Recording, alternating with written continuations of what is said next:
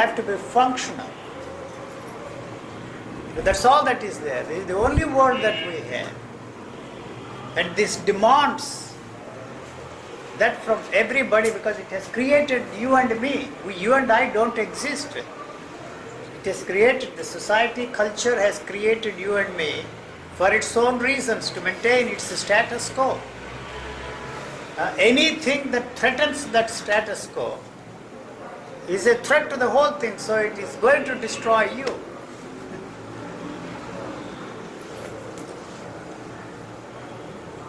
So that is the destruction. You means the I consciousness. You mean it's going to destroy the I the consciousness. identity. Let us put that identity that this is me, and in relationship with that you establish relationships around you, and that is consuming tremendous energy. The memory, you have to keep that going all the time, whether you are asleep or awake or dreaming, or always you are using so much of memory all the time to maintain that identity. So that is why the end product of human culture is Alzheimer's disease. If we don't do something about it, we don't know what we can do to reverse the whole thing. Not a thing. The nature will destroy the mind.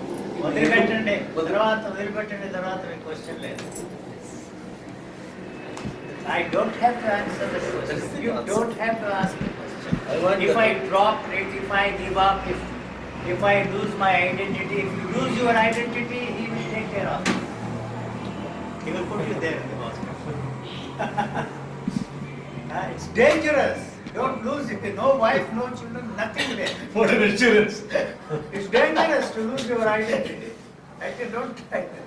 So all these spiritual experiences give continuity to that identity in a different way. You are in a blissful state, peaceful state, you are an enlightened man, free man. So it is not in your interest to lose that identity. You are not going to lose it. Anyway, all your spiritual pursuit is only to maintain that identity. So what culture has done to us, it has created this neurotic wanting two things at the same time. We do not even say. Other than the questions I need to ask to function in this world. What am I going to eat? Where? I want to go for whatever reason to Australia. And where can I get the ticket? Where can I get the means to buy the ticket? These are the only things that I am occupied with. No other thing. I don't even eat much. And yet food is the only thing that I think about. Immediately after eating lunch, I talk about the dinner. What else do I have to ask about? Brahman, truth, reality, enlightenment, freedom? No, nothing. ఏమండి సీరియస్గా ఉన్నారు భయం వేస్తున్నారు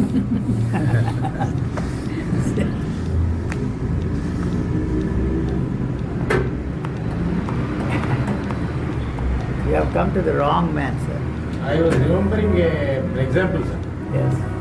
భక్తులకు భగవంతుడు లడ్డూలే ఉంటాడట భక్తులు భగవంతుని ప్రార్థించి ఆయన తింటున్నట్టు ఆనందం అనుభవిస్తాడు లడ్డుకి తన లడ్డు అని తెలియదు is the state you are describing similar I don't know. I wish I knew my state. I am not trying to be humble or any such. I really don't know. because the laddu doesn't know. So I don't know. But it's very sweet to the people who The consume sweetness, it. you will be surprised that the sweetness is not in the laddu. The saltiness is not in the salt. When you go deep, what you said is right. When you put it on your tongue, the chemical change turns whatever that is into salt and the other one sweet.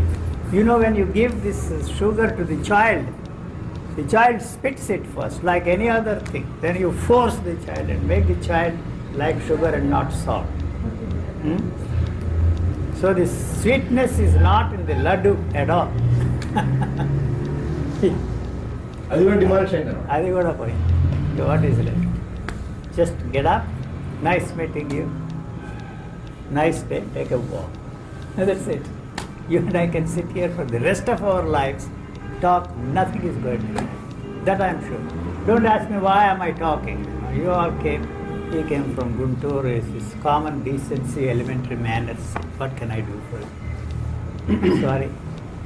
You have come to the wrong place. You will bore you in trouble, you say? No. There is no boredom for me. And trouble? The boredom is there only if you think that there is something more interesting, more purposeful, more meaningful. It's not a physical problem. There is nobody who is talking. No thought is involved here, mechanical. So I'm not tired. There is no such thing as mental fatigue for me. I can sit and talk for the next 24 hours and you will not be able to take it. Something else is involved. You are always So telling it's you. just like the heart, pumping blood, and the liver doing its job, and the talking is not nobody who is talking. So there is no fatigue, no tiresomeness. You are talking, not me. You are asking this question. I'm not mystifying. So there is no such thing as mental fatigue here. Always. I'm not thinking and saying something. Always you are telling us. You are already there. Means. Not in the that's mean- Vedantic sense. You are Not in the Vedantic No, sense. you are just. What? That's Yeah. the meaning of that your expression. You are trying to get something that has no meaning to that. Your peace is already there. And your idea of a peace, creating peace, is the one that is disturbing the peace. That's all that is. Physical organism. So if you turn that side, it is totally wiped out. It is focused on the camera.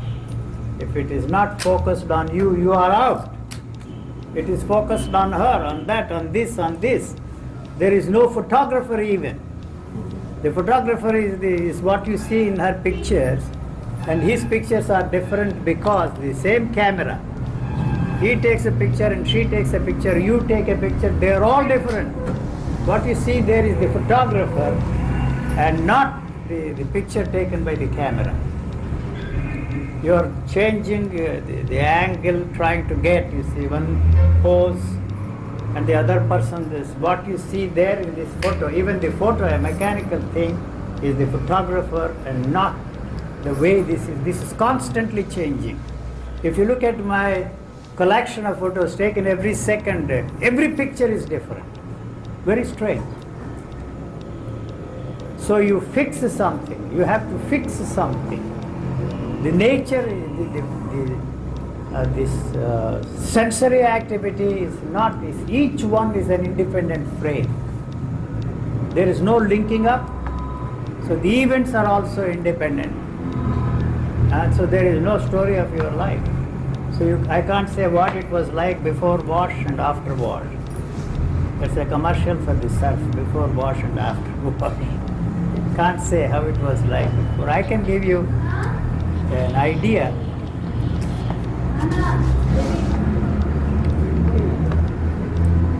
No such thing as reality.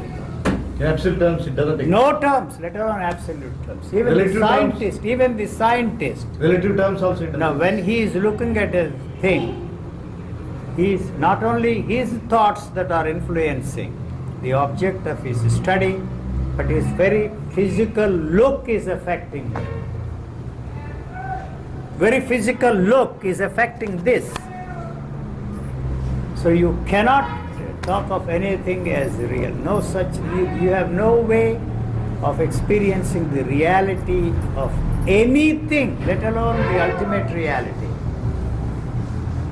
Whatever you experience is through the help of the knowledge that is given to us. So I have to accept the reality of the world as it is imposed on me. Otherwise I cannot function in this world.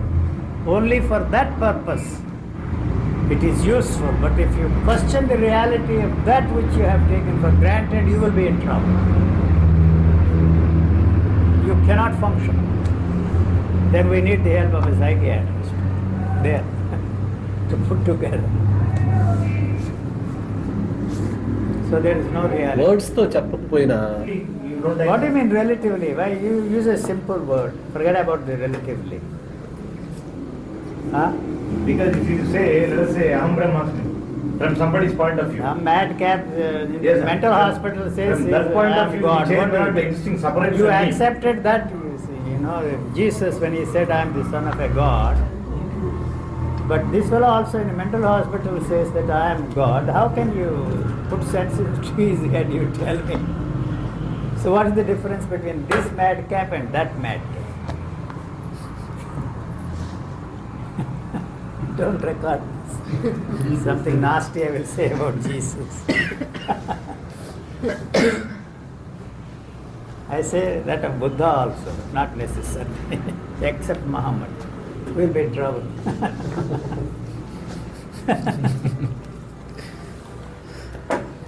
What do you think, sir? What I say is not important. Because I am unable to grasp actually. That's all. But not what I am saying. I always thought there is nothing called reality. This I wanted it from you. In the classroom, we study epistemology, theory of knowledge, and discuss everlasting. You know, the object is there, what the thing is there, what the word is not there, what the hell it is. Huh? There must be a separation from what you call this object. Huh? There must be two. Huh? The separation comes only when you have the knowledge about this. It is this knowledge you have of this that separates you. So the problem is you don't want to accept this simple mechanics. And you have to superimpose on that another reality. That is where the trouble is. This is the only reality.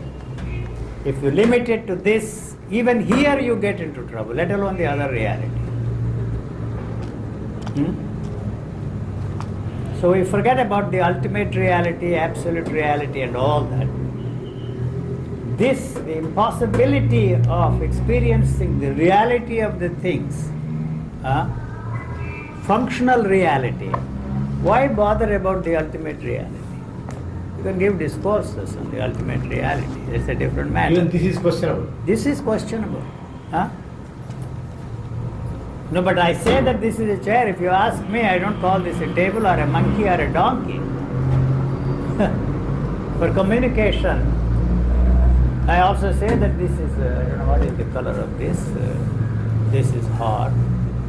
That is soft. It's a man, that's a woman, and that's all. Only for convenience sake. Yeah, but the next step is dangerous.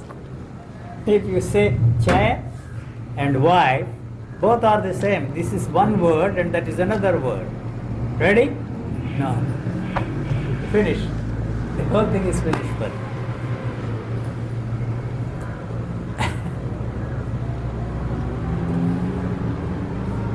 What's that? It is just a word like chair. Yes. Finish. The whole thing is finished for you. Now you just don't say that it's not in your interest. You will be in trouble. So we can talk, discuss. You know. So Society says. No, so in creation, it's not human. I don't know. I don't have any special insight into the nature of things. I have no way of knowing anything. But good and bad is cultural. Society. Created by society. So Sure, society says certain actions of yours are socially acceptable, certain other actions are not socially acceptable, that's all. And time comes when everything changes. When I got married, there was no question of divorce at that time. You could walk out on your wife and forget about it, renounce your wife. Easy to renounce a wife. But now it's a common thing these days. That is how the social conditions change, our ideas also change. So is there any such thing as absolute morality? The problem of morality has invented the absolute morality, absolute truth, absolute zero, no absolute. Even there in that area, it's arbitrary. 430 minus 430 or whatever it is, a king, and fix that as a foot, and then you say yard, mile, and so on and so on. All measurements. So the world is not unreal. It's ridiculous. Somebody came with a gun or a knife, puts it in the neck, give me your jewel. You can't say that's unreal. Either you part with your chain or get hurt. That's the, so you can't say that the world is unreal. Anything you experience of the world is unreal.